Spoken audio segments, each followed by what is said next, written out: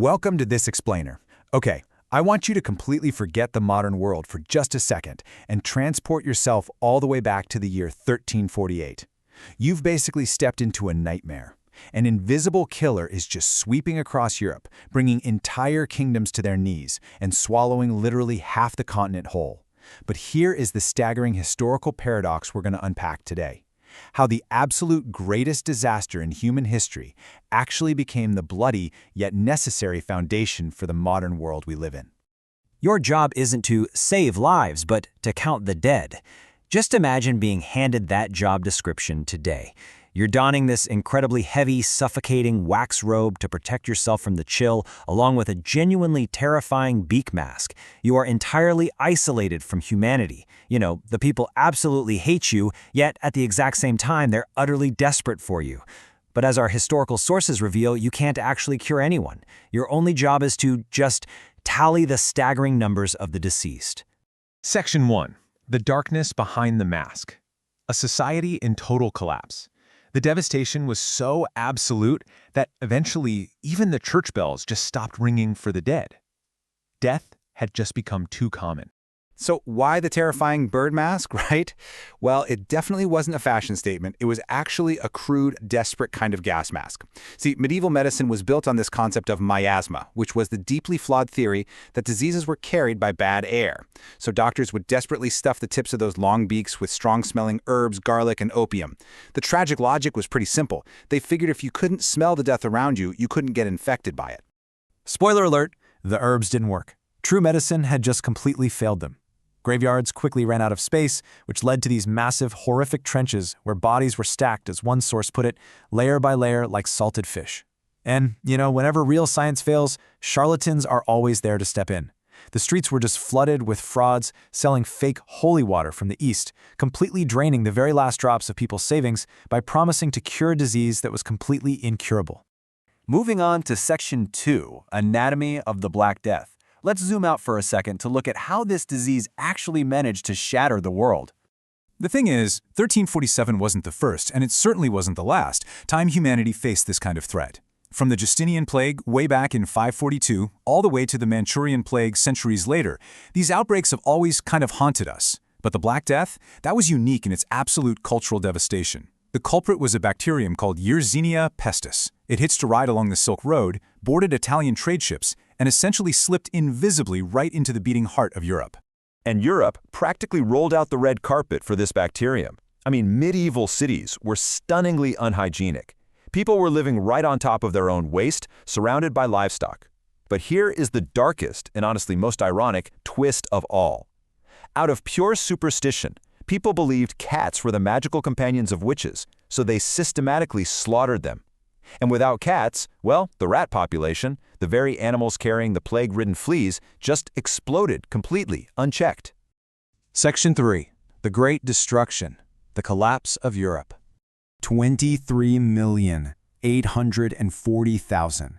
When Pope Clement VI demanded a report on the total death toll in 1351, this is the exact number he received. Just let that sink in. That is roughly a third of Europe's entire population wiped completely off the map in just a handful of years.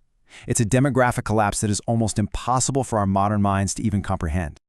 But, out of all that incredible darkness actually came the very first spark of modern public health. The Italians eventually realized the disease was arriving via these trade ships, so they forced incoming crews to just isolate in the harbor for 40 days. The Italian word for 40 is quaranta. And yes, that is the exact origin of the word quarantine. It was a totally desperate, brutal measure, but it laid the very foundations for the epidemiology that we still rely on today. All right, Section 4, Alternative History, a world without plague. So, what if this massive demographic collapse just never occurred? What if the population had simply continued to grow uninterrupted? It's really easy to assume the world would just obviously be better off without so much death, right? But historical economics actually tells us a vastly different and honestly much darker story about human progress. Let's actually contrast the two timelines here. In our real history, because a third of the workforce died, peasant labor suddenly became incredibly valuable. If a local lord didn't pay well, a peasant could simply pack up their stuff and walk to the next town. For the first time, they actually had bargaining power. But in an alternate plague-free timeline, you get massive overpopulation, labor is cheap, it's totally disposable, and the working class has absolutely zero leverage. It's literally a domino effect. Think about it. If the population remains high, labor stays cheap. If labor is cheap, feudal lords retain absolute, unquestioned power for centuries longer than they actually did. The boots of the knights stay firmly planted on the necks of the lower classes. With all that wealth entirely concentrated at the very top, the emergence of a prosperous, independent middle class, and basically the birth of modern capitalism, is severely delayed, maybe even forever. Honestly, the consequences of a plague-free world are pretty grim. Without a profound shock to the entire system, the absolute dogmatic authority of the Catholic Church remains totally unquestioned, which stalls both the Renaissance and the Reformation. Because medieval medicine wouldn't have been proven so spectacularly useless, empirical science just stagnates. And practically speaking, Europe was already hitting its absolute agricultural limits. Without a massive population reset, the continent was speeding headfirst toward catastrophic, prolonged famines. Which brings us to Section 5, Modernity Born from Disaster, the Ultimate Paradox. Right after the plague, land values absolutely plummeted by 30 to 40%, simply because there was suddenly a massive surplus of vacant property. But meanwhile, the cost of human labor just skyrocketed.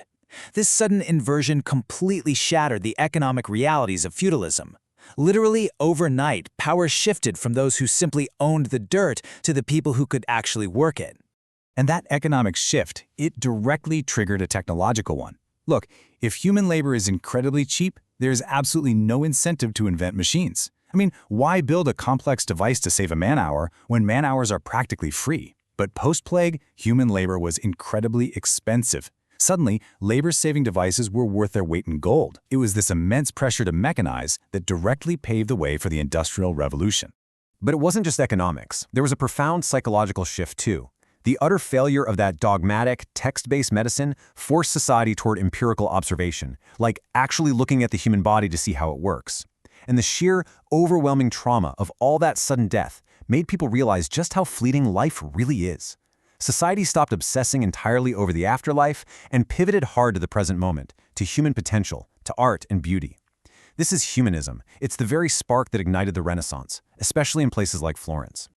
So I want to leave you with this final, truly provocative thought. It is deeply, deeply unsettling to try and reconcile, but the horrific demographic collapse of 1348 systematically dismantled an oppressive feudal structure, it sparked the scientific method, and it made human labor valuable enough to warrant the invention of machines. So, was the greatest tragedy in human history actually the necessary prerequisite for the world we live in today? Take a moment to really think about that. Thanks so much for joining me on this explainer, and I'll catch you next time.